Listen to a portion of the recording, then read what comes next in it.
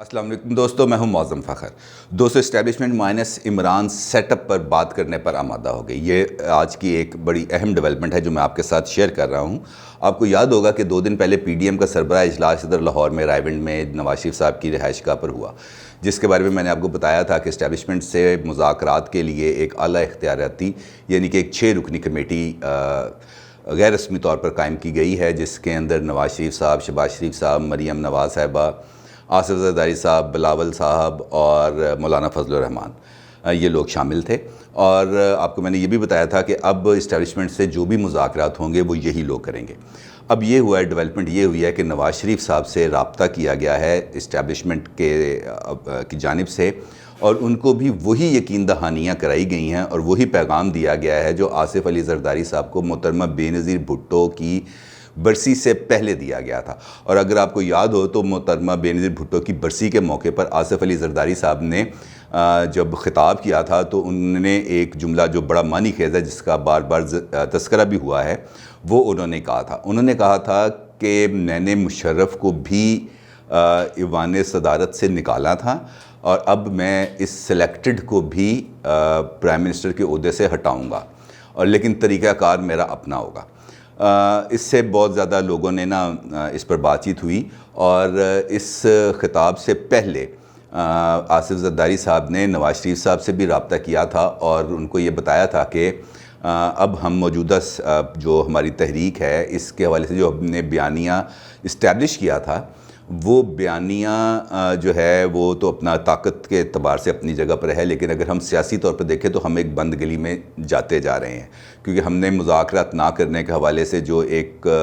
Narrative develop किया था वो अब हमें उसमें थोड़ा सा तब्दीली लानी पड़ेगी। और मेरे साथ कुछ लोगों ने रब्ते किए हैं और उस पर कुछ यकीन दहानियाँ कराई गई हैं, तो उन्होंने वो यकीन दहानियाँ और रब्तों की तफसील नवाज शरीफ साहब के साथ शेयर की, जिस पर नवाज शरीफ साहब ने आमादगी ज़ाहिर की। उन्होंने कहा अच्छा ठीक है, आप बातचीत करें। फिर अब नवाज शरीफ साहब से भी रब्ता हुआ है और नवाज शरीफ साहब को भी पैगाम दिया गया है। अब इस्टेब्लिशमेंट क्या चाहती है? इस्टेब्लिशमेंट ये चाहती है कि मौजूदा असम्बलियाँ अपनी मुद्दत पूरी करें, यानी कि इस्टेब्लिशमेंट इन हाउस चेंज के हवाले से अपनी आमादगी ज़ाहिर कर चुकी है। और आपको याद होगा कि मैंने पहले भी कहा था कि उनको ये पैगाम दिया जा चुका है कि अगर आप वोट ऑफ नो कॉन्फिडेंस लेके आते हैं तो हम गैर जानिबदार रहेंगे, हम हुकूमत की भी मदद नहीं करेंगे और आपकी भी मदद नहीं करेंगे। इसके साथ साथ उनको ये भी कहा गया है कि आप मईशत की बेहतरी के लिए काम करें और उसके लिए कोई ठोस मनसूबाबंदी करें,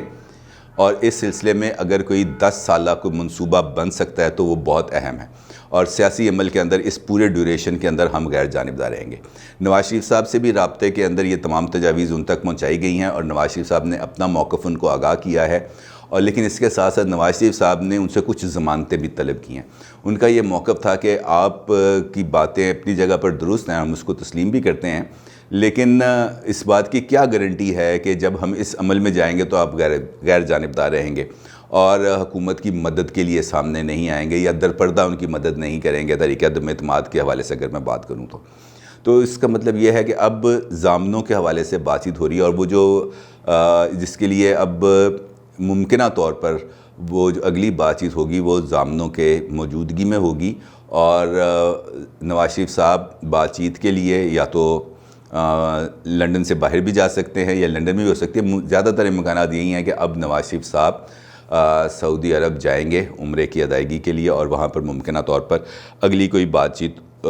हो जाएगी। लेकिन ये अमल अपने तौर पर एक बहुत ज़्यादा सिग्निफिकेंट है, क्योंकि जो पॉलिटिकल टर्मोइल इस वक्त डेवलप हो चुका था पाकिस्तान के अंदर, उसको उस जमूद को तोड़ने के लिए जो इस्टेब्लिशमेंट अब हरकत में आई है,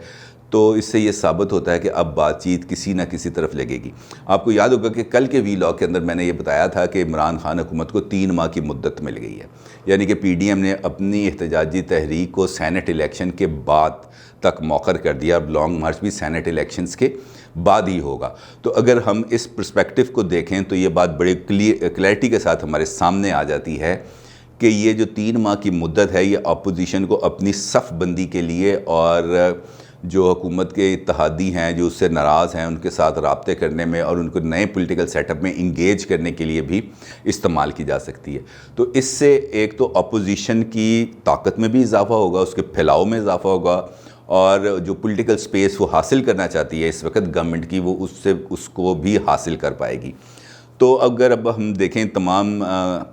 پوائنٹس کو اگر ہم کنیکٹ کریں آپس میں، تو ایک بات بڑی کلیئرٹی کے ساتھ سامنے آتی جا رہی ہے کہ اب اسٹیبلشمنٹ اور اپوزیشن دونوں مل کے اس سیاسی جمود کو توڑنا چاہ رہے ہیں۔